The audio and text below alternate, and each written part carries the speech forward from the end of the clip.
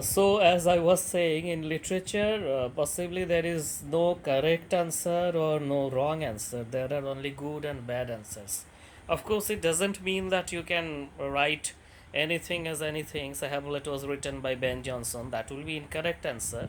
So, what is at stake here is not the factual accuracy or inaccuracy, but if we may say so, legitimacy of interpretation.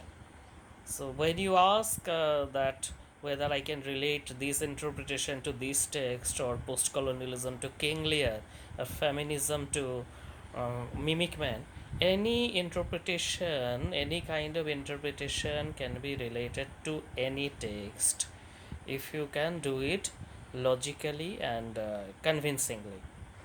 For example, we can definitely say that we can definitely relate what Said said on Exile to the Mimic Man. In fact, it is that.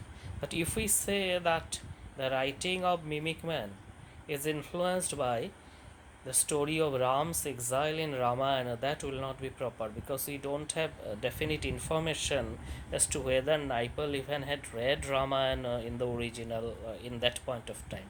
Original, I mean unabridged Ramayana, in translation it could be. So this kind of stakes are dangerous. Otherwise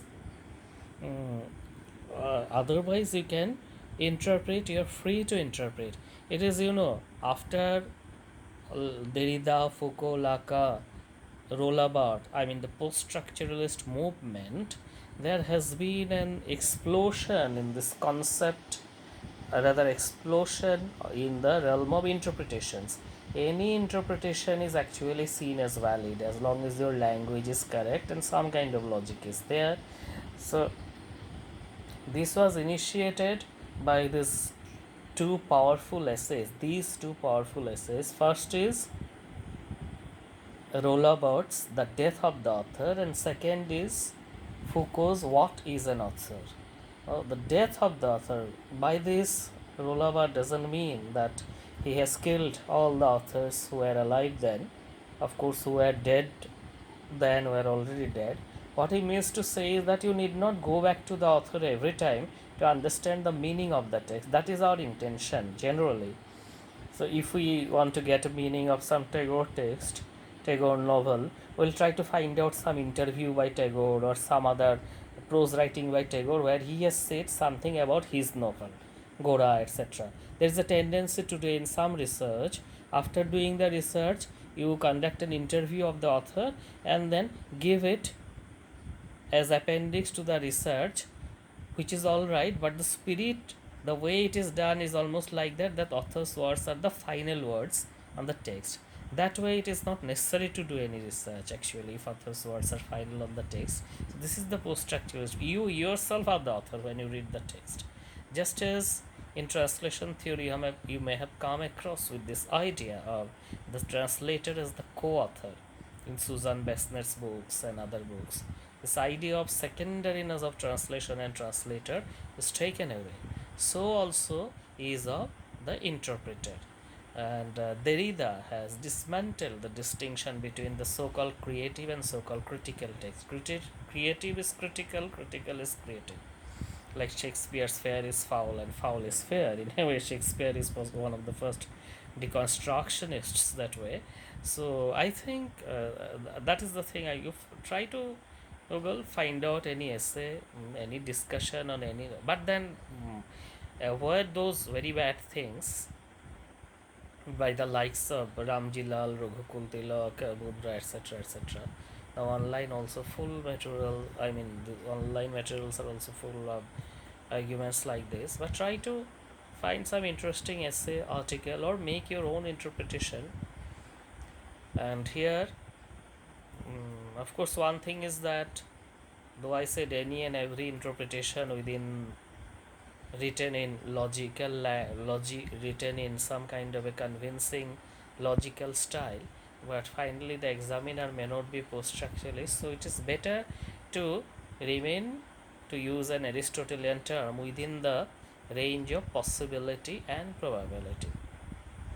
For example, if I ask a question that why the mouse is red, an original answer could be because we see it that way, though the other answer related to some other things there in science, this may be still acceptable. But if we answer why Mars is red by an answer like because cows eat grass, the answer may be very original, but it will not be accepted because these two are not related. Uh, at least within our common logic and understanding, not related. So what I'm trying to do here is toning down this absolute perspectivism and postmodernism and post-structuralism to a more pragmatic kind of limited domain of interpretations, because finally we'll be answering exam questions now. When you write your own books, then you may bring in as many interpretations as you like, even within the realm of probability and possibility. I mean, without outside the realm of probability. Now, but now it is better to remain, and within that, yes, any kind of interpretation, if there is a general question, say on post-colonial interpretation of mimic men, 70% you can write on that.